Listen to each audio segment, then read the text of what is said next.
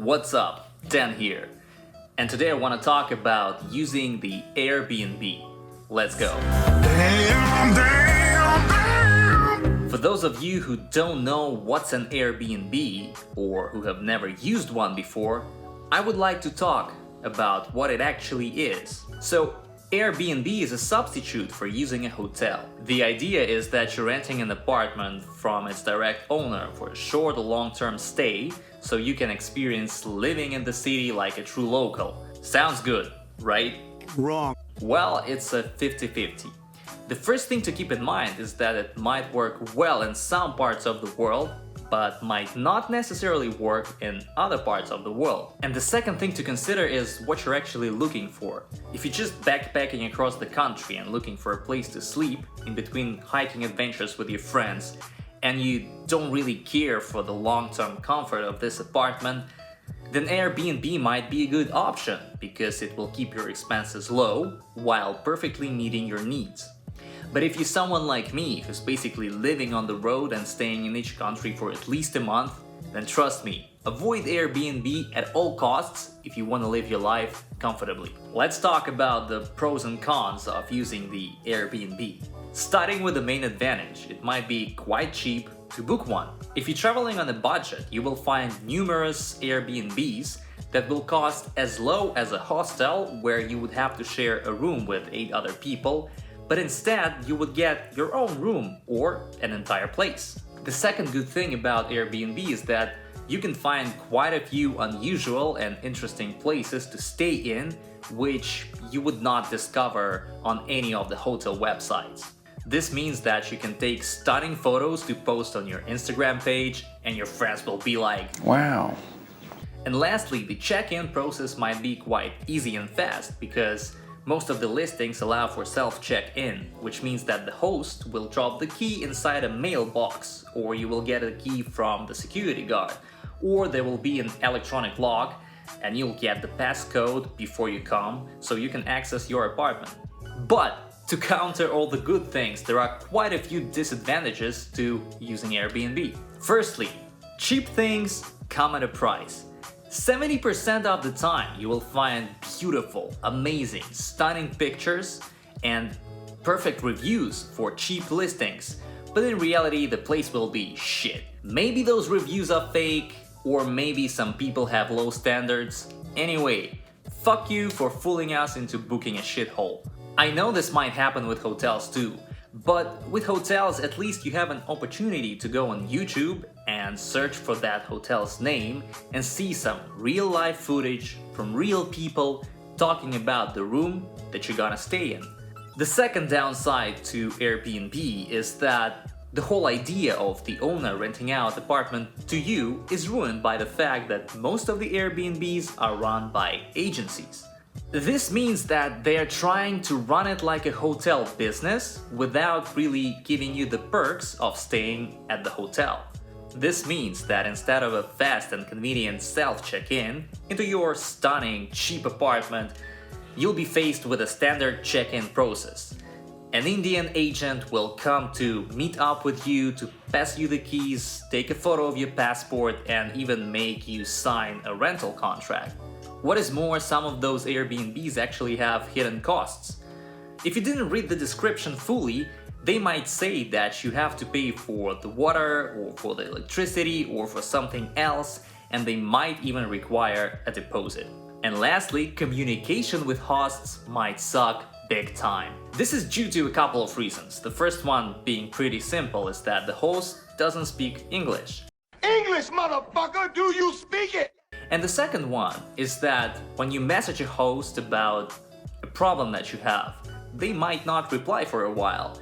But when they do, it will feel like a conversation with an NPC with some generic replies, and it will feel unhuman and robotic. I want to tell you about my most recent experience with Airbnb that I booked in Vietnam in the city of Da Nang.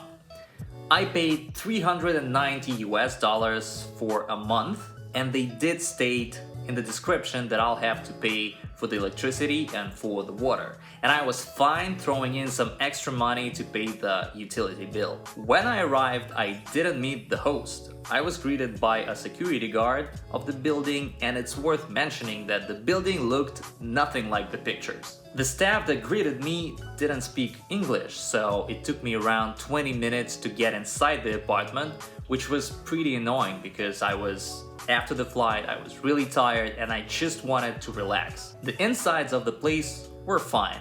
It wasn't too bad, it wasn't as good as the pictures, it was just fine. And during the first evening staying at this apartment, I discovered a huge ass cockroach chilling with me. I didn't really pay too much attention to this because the windows were open when I arrived, so probably he got in from the outside. You know, stuff happens, it's alright. So I killed that motherfucker, moved on with my life. For the next 3 days, everything was fine. There were some minor issues like the water from the water heater would become cold too fast, so it wasn't really comfortable taking a shower, and the bed wasn't too nice. But then, huge ass cockroaches came back for revenge. So for the next 3 days, I was battling with them, and I realized that I cannot go on like this anymore. See, I'm not really a big fan of staying in an apartment where I know that while I sleep, there's a motherfucker running under my bed or chilling on my pillow or elsewhere. So I had to find a nice hotel for the rest of my stay because I just wanted to find peace of mind. I moved out of that Airbnb, and the funny fact is that I might not even get a refund because they have a no refund policy, even though I stayed only 10 days out of 30 days. So it's a lesson learned. That place had amazing photos and perfect reviews, and nobody talked about cockroaches, but in reality it was quite disappointing to say the least. Maybe I'm just full of dumb luck, who knows. Now that I'm in an amazing hotel room, I want to tell you why choosing a hotel over the Airbnb might be a better option. Well, firstly, there's always someone at the reception who speaks English and who can help you with any of your issues. This staff was specifically trained for this, and you will not have any problems with communication.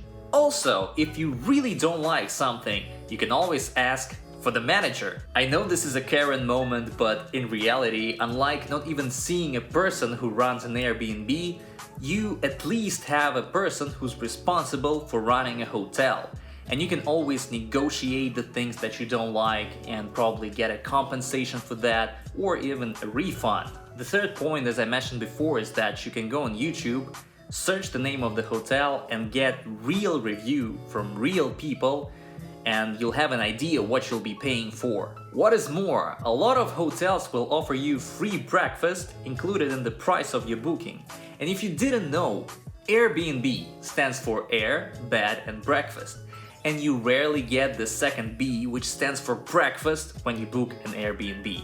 And last but not least, websites like Booking.com and Agoda.com offer you amazing loyalty programs which include cashback and rewards on your bookings, which is a deal breaker when you're traveling a lot. Alright, to conclude, booking an Airbnb is always a gamble in my opinion, because you might get an amazing place while traveling one country and you'll get a shithole the next time you book an Airbnb. Booking a hotel might give you a slightly better chance of winning this gamble. In the end of the day, this is just my personal experience, and if you have a different opinion, please comment down below. Make sure you hit the subscribe button and follow me on Instagram, and feel free to connect with me anytime you want. I'm wishing you safe travels and see you in the next one.